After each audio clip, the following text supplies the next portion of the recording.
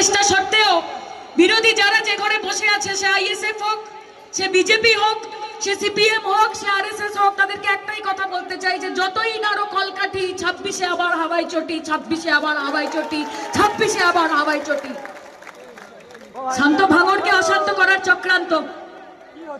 আপনাদের বিধায়ক যার কাজ কি জনপ্রতিনিধি হিসেবে, বিধায়কের কাজ কি জনপ্রতিনিধি হিসেবে আপনাদের পাশে থাকা।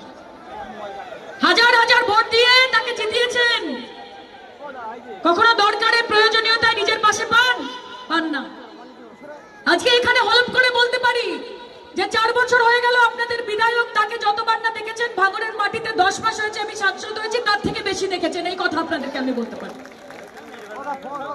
হুজুরের কি হইল অন্তরে জ্বালা, হুজুরের কি হইল অন্তরে জ্বালা। 3-4 রকমের জ্বালা হচ্ছে এখন। প্রথম জ্বালা কি? হারের জ্বালা, যে কি করে আমি হেরে গেলাম, কি করে আমার দল হেরে গেল, কি করে মমতা বন্দ্যোপাধ্যায়, শওকত মোল্লা, সায়নী ঘোষ জিতে গেল, কি করে ভাঙড়ের মানুষ জেতাতে পারলো তাদের। এই হারের জ্বালা এত সাংঘাতিক যে যবে থেকে ইলেকশন হয়েছে, যবে থেকে রেজাল্ট বেরিয়েছে, তারপর থেকে হুজুরের চোখে আর ঘুম আসেনি।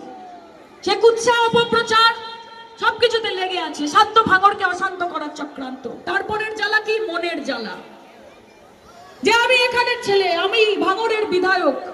সায়নী ঘোষ একটা বাইরে থেকে, একটা যাদবপুরে থাকে একটা মেয়ে এসেছে, ভাঙড়ের সাথে তার কি এত লেনা দেনা, ভাই ভোটে দাঁড়িয়েছে।